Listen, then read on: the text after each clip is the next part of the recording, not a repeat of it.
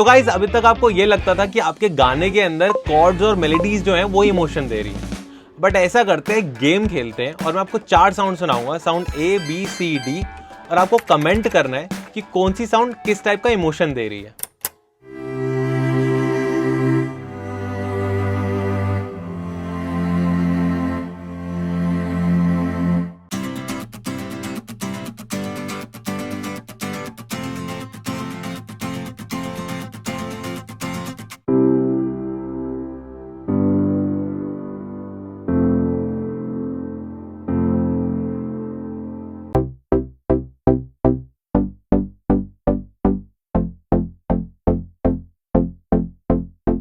तो गाइस सारी साउंड को सुनने के बाद आपने ये कमेंट करा हो कि ये वाली साउंड हैप्पी थी, ये वाली साउंड सैड थी।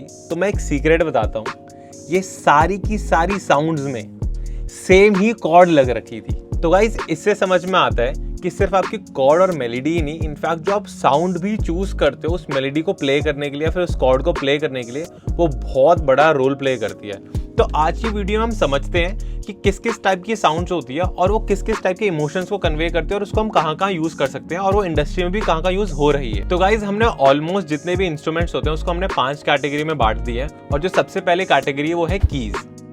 तो कीज क्या है? तो कीज ऐसे इंस्ट्रूमेंट्स हैं जिसमें आप ऐसे व्हाइट और ब्लैक कलर के नोट्स देखते हो और उसको फिंगर से हम प्ले करते हैं उस इंस्ट्रूमेंट्स को। और एक स्पेशल बात, कीज इंस्ट्रूमेंट्स के अंदर जो उनका अटैक होता है वो काफी ज्यादा फास्ट होता है। आपका piano, organs, Rhodes, electric keyboard, ये सारे के सारे इंस्ट्रूमेंट्स जो हैं वो हमारी कीज कैटेगरी के अंदर आते हैं। अब कीज कहाँ यूज होता है? बहुत सारे गानों के अंदर जो कॉर्ड्स प्ले हो रही होती है उसके लिए हम कीज को यूज करते हैं, जैसे कि इस गाने में भी इन्होंने कीज को यूज करा हुआ है। तो गाइस कीज एक ऐसा इंस्ट्रूमेंट है जो कि काफी ज्यादा हैप्पी इमोशन भी कन्वे कर सकती है, जैसे कि इस गाने में हो रखा है। Inside my bones, it goes electric wavy when I turn it on. और काफी ज्यादा सैड इमोशन भी कन्वे कर सकती है, जैसे कि इस गाने में हो रहा है। तो गाइस जो सेकंड कैटेगरी है वो है सिंथ या फिर सिंथेसाइजर। तो अब ये कहाँ यूज होता है और ये कैसा दिखता है? तो अगेन ये भी आपको कीबोर्ड की तरह ही दिखेगा, black and white notes, but ये एक इलेक्ट्रॉनिक इंस्ट्रूमेंट्स हैं। मतलब इसको इलेक्ट्रिसिटी चाहिए होती है साउंड को जनरेट करने के लिए, और अगर आप इसके टॉप पे भी देखोगे तो बहुत सारे ना ऐसे छोटे छोटे छोटे इक्विपमेंट्स लगे होते हैं जिसकी मदद से साउंड को जनरेट कर पाता है। तो गाइस सिंथ को मोस्टली ऐसे गानों में यूज करा जाता है जहाँ पे हमें ज्यादा एनर्जी देनी हो, क्योंकि सिंथेसाइजर खुद एक इलेक्ट्रॉनिक इंस्ट्रूमेंट है और वो इलेक्ट्रिसिटी से साउंड को प्रोड्यूस करता है, तो काफी ज्यादा ब्राइट रहती है और रिच इन साउंड होती है। और सिंथ के अंदर भी ना डिफरेंट कैटेगरी है, जैसे लीड साउंड। तो लीड साउंड को आप ऐसे समझ सकते हो कि एक मेलोडी है आपके माइंड में, बट आप उसको हम नहीं कर रहे या फिर गा नहीं रहे, आप उसको कीबोर्ड से प्ले कर रहे हो और वो मोनोफोनिक होती है, मतलब एट अ टाइम एक ही नोट प्ले होती है। और अगर आपने ये वाला गाना सुना तो आपको इजीली समझ में आ जाएगा कि लीड साउंड होती है।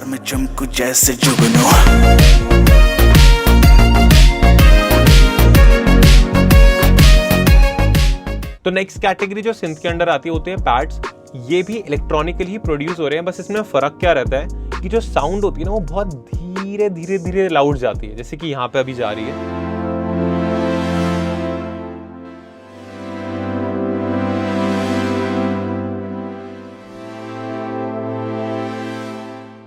और वो खत्म भी धीरे धीरे होती है, तो इसका मतलब उनका अटैक और रिलीज बहुत स्लो होता है। अब ये कैसे गानों में यूज होगा?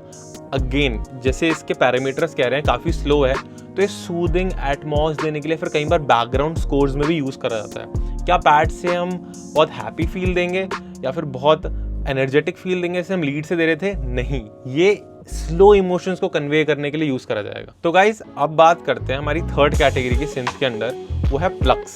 तो प्लग्स को ना जनरली यूज करा जाता है एक हैप्पी इमोशन देने के लिए या फिर कई बार वो एनर्जी देने के लिए भी बहुत ज़्यादा यूज करा जाता है। और जितने भी आपके क्लब म्यूजिक होते हैं, पार्टी म्यूजिक होते हैं, मोस्टली इलेक्ट्रॉनिकली जो प्रोड्यूस सॉन्ग्स होते हैं लाइक EDM म्यूजिक, उसमें भी प्लग्स को बहुत ज़्यादा यूज करा जाता है वो एक एनर्जी देने के लिए, जिससे लोग सुनते उस पर जंप कर पाए, जैसे आप इस गाने को सुन सकते हैं।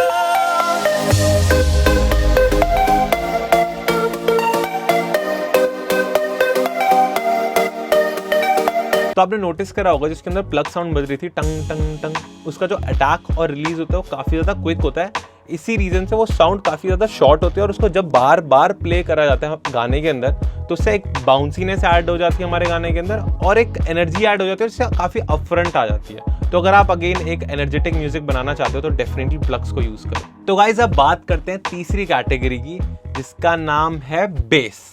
तो बेस किस टाइप का इमोशन देता है? वो एक ना लो फ्रीक्वेंसी एमिट करता है और अगर आप उसको अपने गाने के अंदर यूज़ करते हो तो उससे आप बहुत ज़्यादा टेंशन बिल्ड कर सकते हो। वो मूवीज़ में भी काफ़ी ज़्यादा यूज़ होता है वो हॉरर साउंड को लाने के लिए, या फिर आप अपने गाने के अंदर भी उसको ऐड कर सकते हो बहुत ज़्यादा एक एनर्जी ऐड करने के लिए। क्योंकि जो लो फ्रीक्वेंसीज होती है वो हम ढंग से सुन नहीं पाते बट वो हमें फील होती है, और इसी कारण से क्लब्स में या फिर फेस्टिवल में ऐसे गाने प्ले करे जाते हैं जिनके अंदर बेस साउंड्स होती है और वो एक ऐसी एनर्जी ऐड करते हैं। तो गाइस अब बात करते हैं कि बेस कैटेगरी के अंदर किस किस टाइप के इंस्ट्रूमेंट्स आते हैं। तो सबसे पहला है 808। ये आपने बहुत ज़्यादा हिप हॉप गानों में सुना होगा। ऐसे लो एंड का रंबल होता है जो बीट्स के अंदर बज रहा होता है जब रैपर्स उस पर रैप कर रहे होते हैं।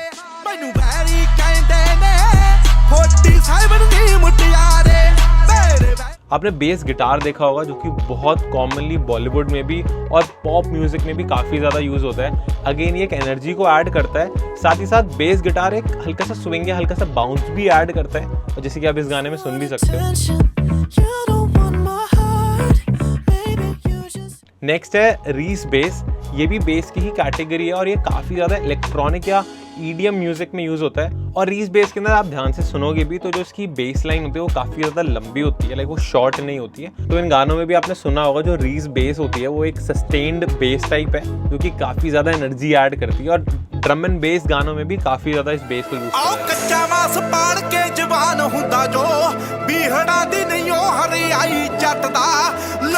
तो नेक्स्ट है हमारा ग्राउल बेस। ये भी हमारा बेस की कैटेगरी में आता है और ये डबस्टेप एक जॉनर है जिसमें काफ़ी ज़्यादा यूज़ होता है, और इसकी जो बेस लाइन होती है वो एक मॉन्स्टर के ग्राउल जैसा साउंड करती है, और इन गानों में आपने कहीं ना कहीं इसको सुना भी होगा।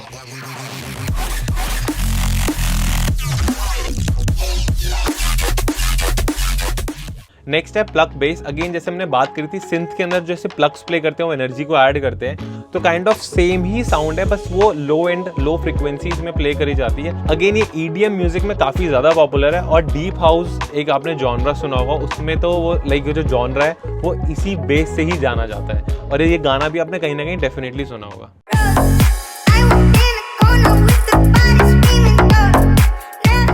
तो जो फोर्थ कैटेगरी आती है वो है विंड कैटेगरी। अभी विंड कैटेगरी क्या है? तो ना तो यहाँ पे बिजली को यूज़ करा जा रहा है, ना ही यहाँ पे फिंगर्स को यूज़ करा जाता है।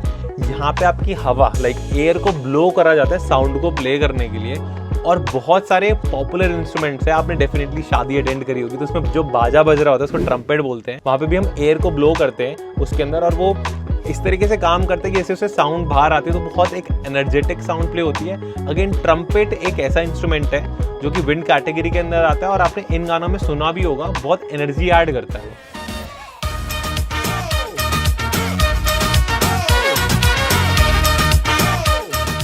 तो नेक्स्ट इंस्ट्रूमेंट जो विंड कैटेगरी के अंदर आता है वो है हॉर्न, और हॉर्न्स को बहुत ज़्यादा यूज़ करा जाता है हॉरर फिल्म्स के अंदर एक डार्क वाइब देने के लिए, और एक लो एंड एनर्जी भी प्रोवाइड करता है साथ ही साथ, जैसे इस गाने में आपको सुनाई दे रहा होगा।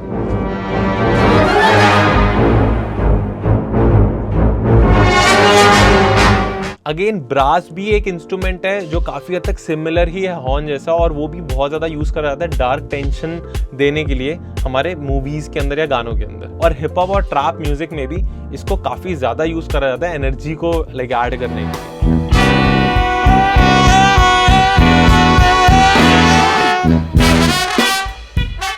तो जो नेक्स्ट इंस्ट्रूमेंट है विंड कैटेगरी के अंदर वो है सैक्सोफोन, और उसको मोस्टली यूज़ करा जाता है एक रोमांटिक एक लस्टी वाइब देने के लिए, और आपने ये गाना तो डेफिनेटली सुना ही होगा।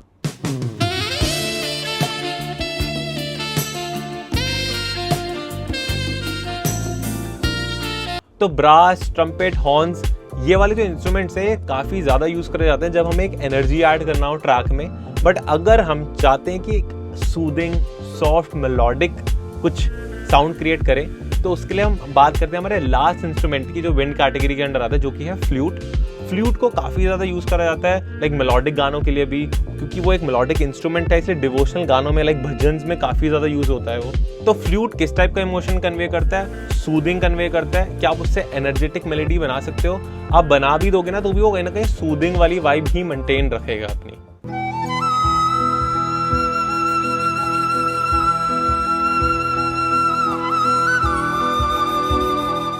अब बात करते हैं हमारी लास्ट कैटेगरी, फिफ्थ कैटेगरी, जो कि है स्ट्रिंग्स। तो स्ट्रिंग इंस्ट्रूमेंट्स क्या हैं? क्या उसमें हवा फूकनी पड़ती है? क्या उसमें कुछ प्ले करना पड़ता है? स्ट्रिंग इंस्ट्रूमेंट्स ऐसे इंस्ट्रूमेंट्स होते हैं जिसपे आपकी स्ट्रिंग्स लगती है, ऐसे तार सी लगती है, और जब आप उसको हिट करते हो तो वो वाइब्रेट करती है और साउंड को जनरेट करती है। सबसे पॉपुलर स्ट्रिंग इंस्ट्रूमेंट्स है जो कि हम सब ने, आई गेस आप लोगों के घर में भी पड़ा होगा, गिटार। तो गिटार आप यूज़ कर सकते हो, उससे आप सैड कॉर्ड, सैड मेलोडीज भी प्ले कर सकते हो। अगेन उससे आप हैप्पी कॉर्ड्स, हैप्पी मेलोडीज भी प्ले कर सकते हो, वो दोनों के लिए यूज़ होता है। बट मोस्टली गिटार को एक अपलिफ्टिंग वाइब देने के लिए यूज़ करा जाता है। जैसे आप ये वाला गाना सुन सकते हो, दो ये गाना सैड है बट फिर भी एक अपलिफ्टिंग वाइब दे रहा है क्योंकि उसमें गिटार यूज़ हो रहा है।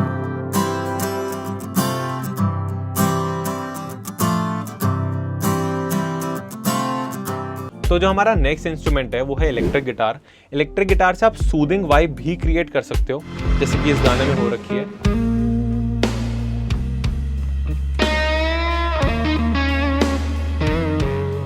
और बहुत बार इलेक्ट्रिक गिटार से जब हम लीड्स को प्ले करते हैं और उस पर डिस्टॉर्शन लगा देते हैं तो वो एक रॉक स्टार वाली वाइब दे देता है। और बहुत बार उसको मूवी के सीन्स में यूज करा जाता है, जब भी कोई विलन की एंट्री या फिर एक हीरो की एंट्री हो रही होती है या फिर कोई रॉक स्टार आ रहा है।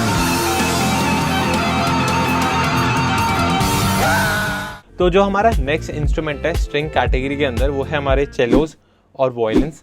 तो ये भी अगेन एक स्ट्रिंग इंस्ट्रूमेंट ही है जिसके वो हम हाथ से ना प्ले करके बो से प्ले करते हैं, और इससे आप हैप्पी इमोशंस बना सकते हो। बट मोस्टली हम इसको यूज करते हैं एक सैड या सैड रोमांटिक इमोशन को कन्वे करने के लिए। और ये इंस्ट्रूमेंट्स हमें मूवी स्कोर्स में काफी ज्यादा कॉमनली सुनने को मिलते हैं।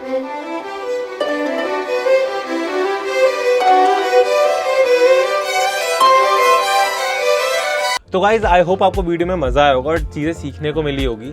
अगर आप सीखना चाहते हो कि डिफरेंट म्यूजिक जॉनरास क्या होते हैं और वो कैसे काम करते हैं तो ये वीडियो जाके चेकआउट करो।